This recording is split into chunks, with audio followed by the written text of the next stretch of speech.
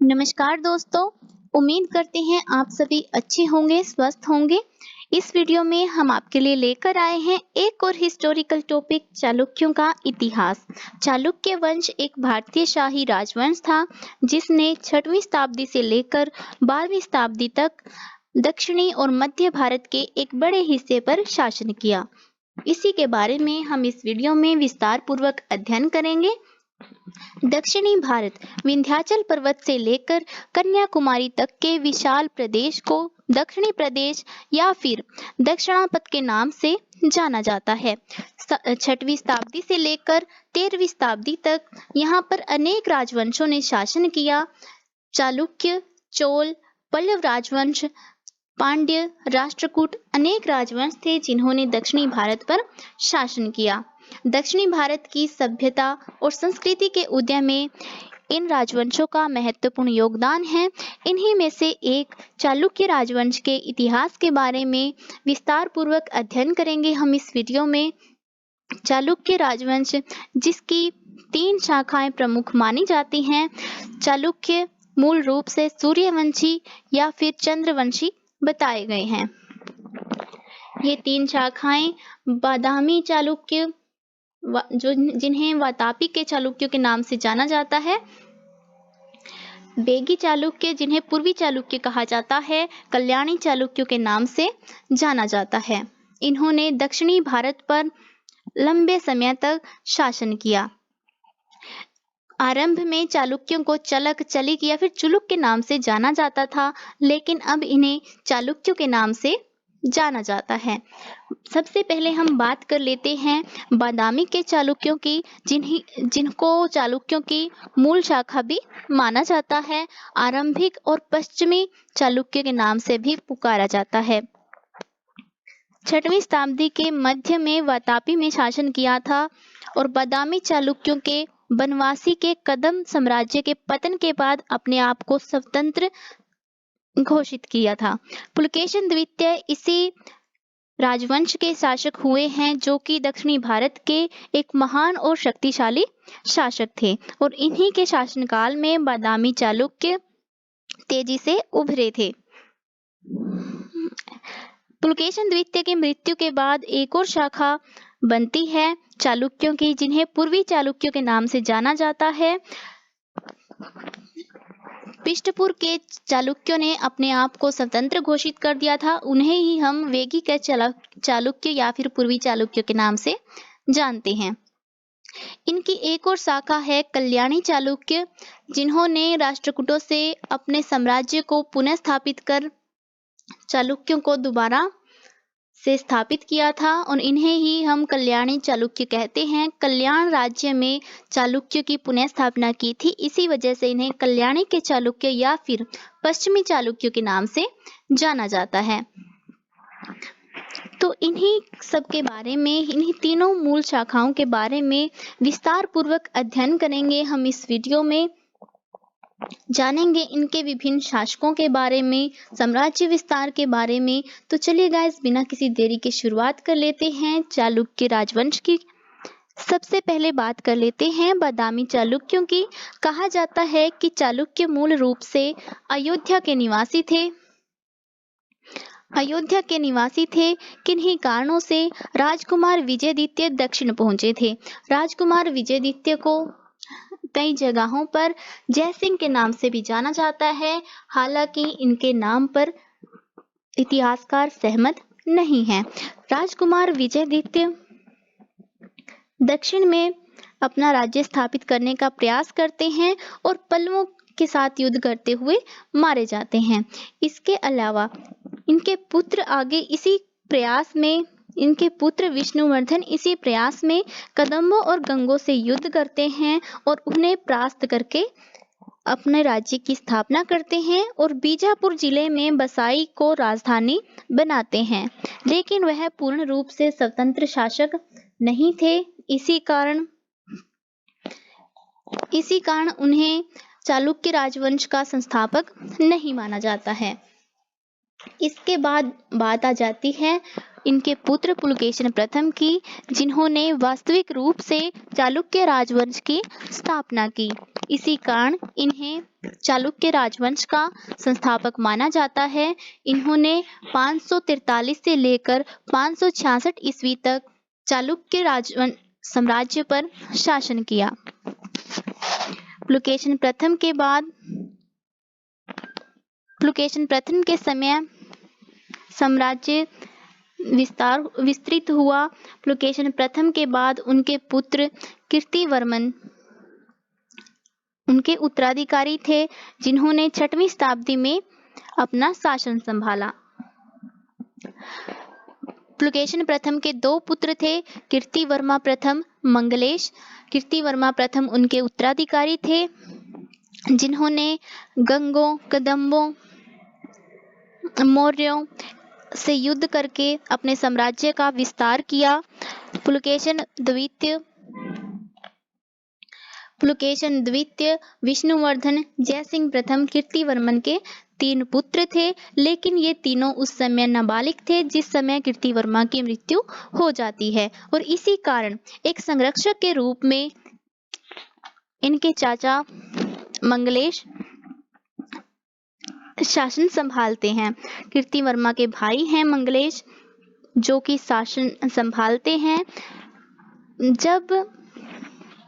जब पुलकेशिन द्वितीय वयस्क हो जाते हैं, तब भी ये उन्हें सिंहासन देने से मना कर देते हैं, क्योंकि ये अपने पुत्र को उत्तराधिकारी बनाना चाहते थे।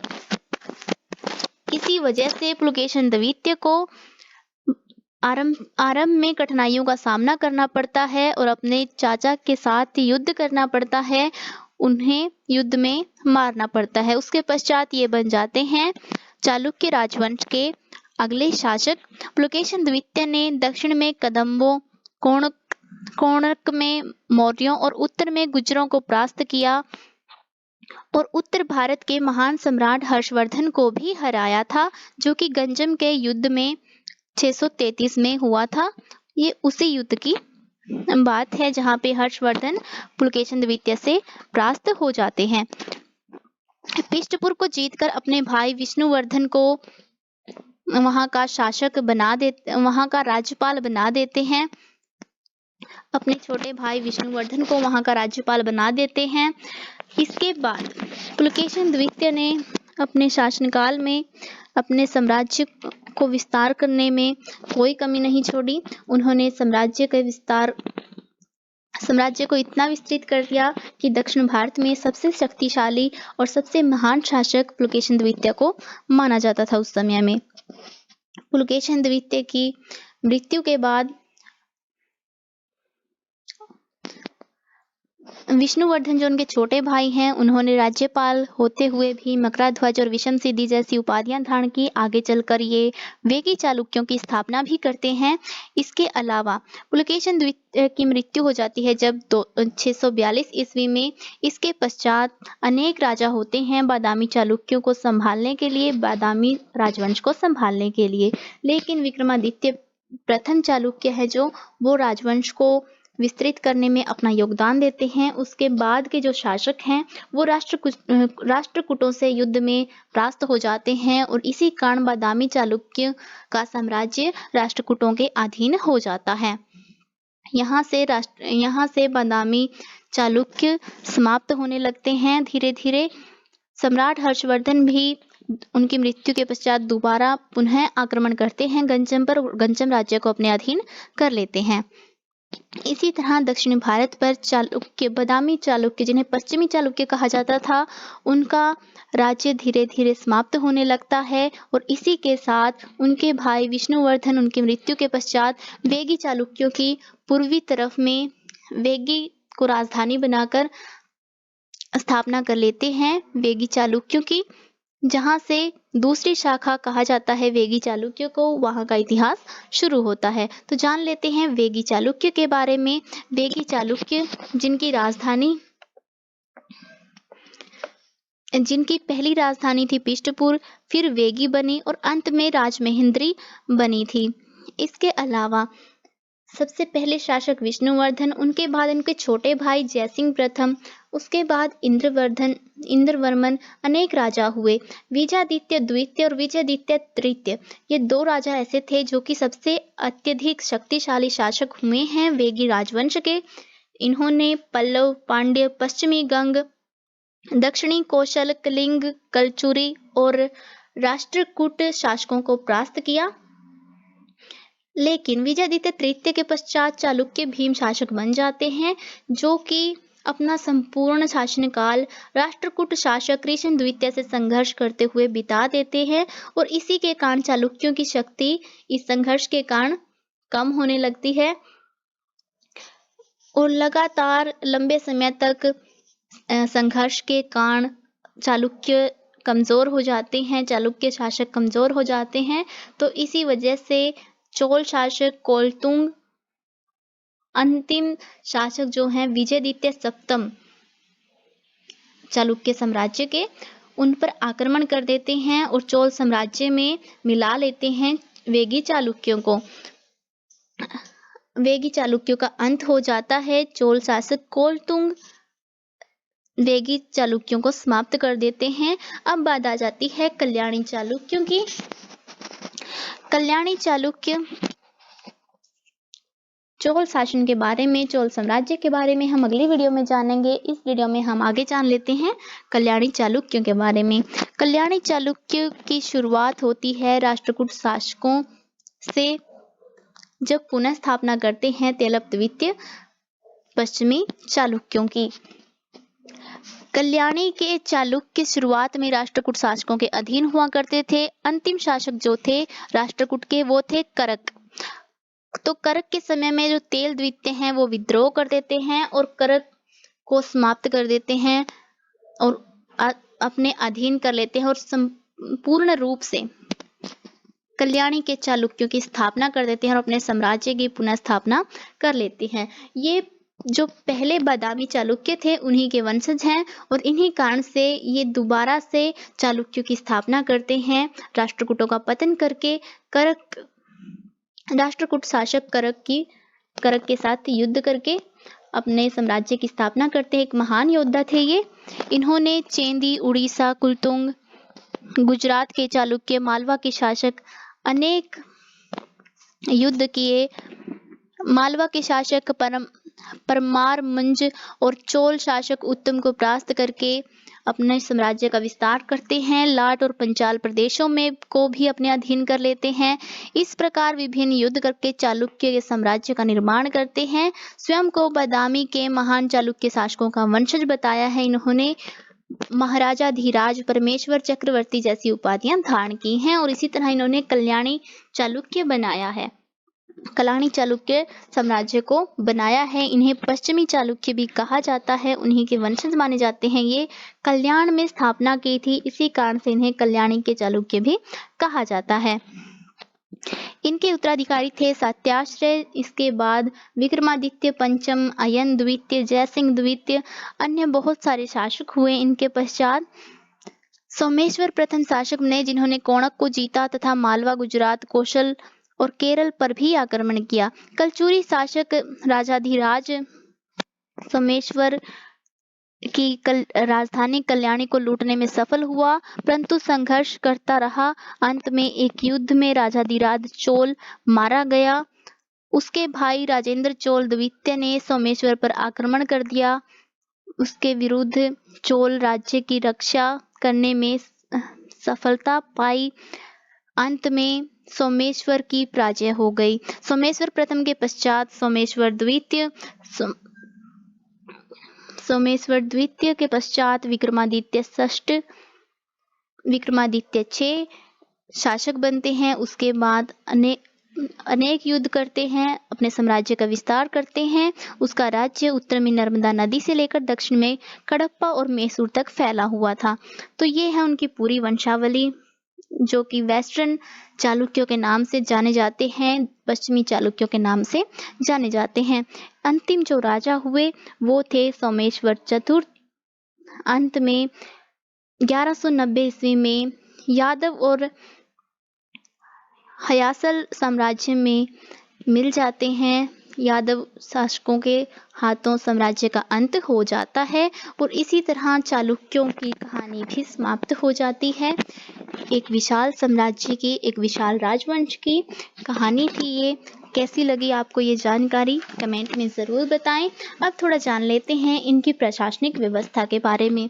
प्रशासनिक व्यवस्था की अगर हम बात करें तो इनका साम्राज्य प्रांत, जिले, शहर और गांव जैसी प्रशासनिक इकाइयों में बटा हुआ था, जिनके कुछ अधिकारी भी हुआ करते थे, जिस तरह आप देख पा रहे हैं।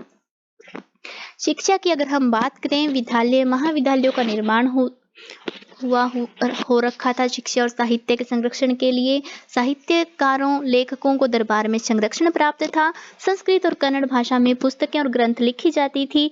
संस्कृत भाषा को अत्यधिक महत्व दिया जाता था। वास्तुकला, चित्रकारी, इन सब की झलकें हमें उस समय के मंदिर और विहारों में देखने को मिल जाती हैं। विष्णु और शिव मंदिरों को बनवाने में अत्यधिक ध्यान दिया। हिंदू धर्म को मानते थे चालुक्य राजवंश के शासक। पुस्तकें उस समय अष्टशती, ज्ञानेश्वर, मताक्षर जैसी पुस्तकें रचित हुई थी। कन्नड़ भाषा के कुछ ग्रंथ भी अवेलेबल हैं, जैसे कि कवि राजमार्ग, शांति पुराण, गदा युद्ध। कन्नड़ और संस्कृत भाषा की कुछ पुस्तकें और ग्रंथ हैं। उस समय में इन्हीं भाषाओं में रचना हुआ करती थी। कुछ प्रमुख ग्रंथ हैं उस समय के, जो है विरण का विक्रमांक, देवचरित्र, सोमदेव सूरी का वाक्यामृत। तो ये शिक्षा और साहित्य के संरक्षण की स्थिति को दिखाते हैं। लोग और आर्थिक जीवन उस समय एक खुशहाल जीवन हुआ करता था। कृषि एक मुख्य व्यवसाय था, लेकिन बहुमूल्य लकड़ियों और गरम मसालों का व्यापार भी हुआ करता था। इसी के साथ साथ उस समय सिक्कों का प्रचलन भी देखने को मिल जाता है। भूमि राजस्व भूमि की उपजाऊ शक्ति के आधार पर था। तो गाइस, आपको ये जानकारी कैसी लगी कमेंट करके ज़रूर बताएं। वीडियो अच्छी लगी हो तो वीडियो को लाइक ज़रूर कर देना। Thank you for watching. मिलते हैं नेक्स्ट वीडियो में। तब तक के लिए जय हिंद, जय भारत।